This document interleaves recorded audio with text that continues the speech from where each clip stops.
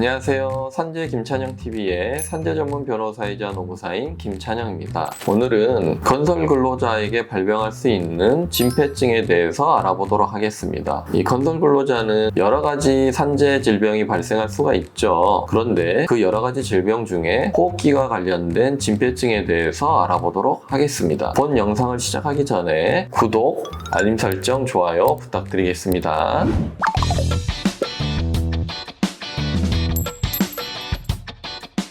먼저 진폐증은 분진에 노출되어야 발생할 수 있는 질병입니다. 장기간 노출되거나 고농도로 노출이 되면 발병할 위험이 좀 높겠죠. 그래서 보통은 석탄을 채굴 하는 탄광이나 석재 강호업 등에서 발병한다고 볼 수가 있습니다. 그런데 건설 근로자들에게도 발생할 수 있는 질병입니다. 왜냐하면 건설 현장을 한번 생각해 보시죠. 여러 가지 분진이 많이 발생할 수 있습니다. 예를 들어 각종 자재에서 발생하는 유리규산 분진, 그리고 콘크리트 작업 분진, 목재 분진 등 여러 분진이 많이 발생할 수가 있겠죠. 특히 밀폐된 공간에서 작업을 하시거나 환기시설이 제대로 갖추어지지 않는 곳에서 작업을 하시는 경우에는 진폐증의 발병 확률이 높아진다고 볼 수 있겠습니다.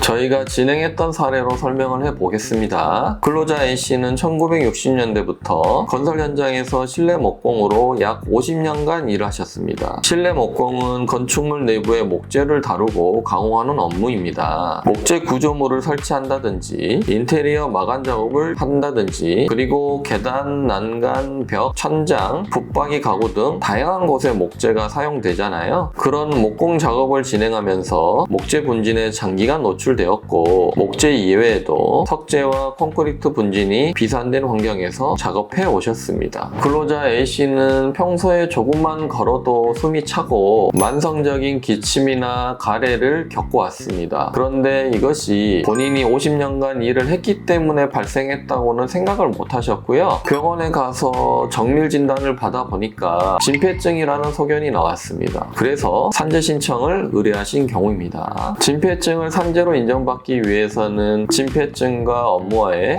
인과관계를 밝히는 것이 중요합니다. 그런데 건설 근로자 같은 경우에는 한 곳에서 일하시는 게 아니죠. 매일매일 다른 곳에서 일하실 수도 있고 수십 개의 사업장을 수시로 옮겨 다니시잖아요. 그렇기 때문에 직업력을 입증하는 게 쉽지 않을 수가 있습니다. 그리고 오래전부터 일을 해오셨다면 과거로 갈수록 그 일을 했다는 증거가 잘 남아있지 않습니다. 예전에는 일당도 현금으로 지급하는 경우도 있었고 여러 가지 문제 때문에 사회보험도 들어오지 않는 경우가 많았습니다. 그래서 객관적인 기록이 많이 남아있지 않은 경우가 많거든요. 그래서 직업력을 입증하기가 쉽지가 않습니다. 저희는 근로자 A씨의 직업력을 충분히 입증하기 위해 꼼꼼하게 작업을 진행하였습니다. 왜냐하면 산재 신청 단계에서 승인이 나지 않게 되면 결국 소송까지 가셔야 되는데 몸도 아프신데 경제적 비용까지 추가하게 되지 않습니까? 그래서 산재 신청 단계에서 최대한 승인을 받는 것이 중요합니다. 다행히도 이 근로자 A씨는 진폐장애 제3급이 승인되었습니다. 그래서 매월 약 300만 원 정도의 진폐보상연금을 받게 되었습니다. 이 진폐보상연금은 근로자 A씨가 사망할 때까지 지급이 되고요. 혹시 근로자 A씨가 사망하시게 된다면 그 사망과 진폐증과의 상당 인과관계를 잘 밝혀서 진폐 유족연금을 그 유족이 계속 수령할 수 있게 되는 경우도 있습니다.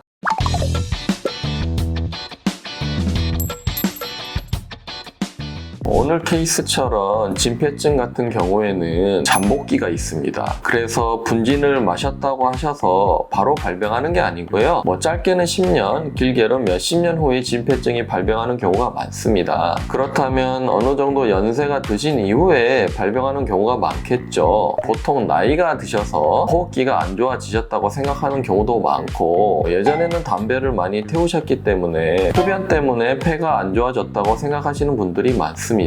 이게 무슨 말이냐면 내가 아픈 원인이 직업 때문이라는 것을 인식조차 하지 못하는 경우가 많습니다. 그래서 산재 신청을 생각조차 못하는 경우가 많죠. 이러한 케이스와 유사한 내용으로 산재 신청이 필요하신 경우에는 아래 전화번호로 전화를 주시면 친절하게 상담해 드리도록 하겠습니다. 본 영상이 도움이 되셨다면 구독, 좋아요, 알림 설정 부탁드리겠습니다. 감사합니다.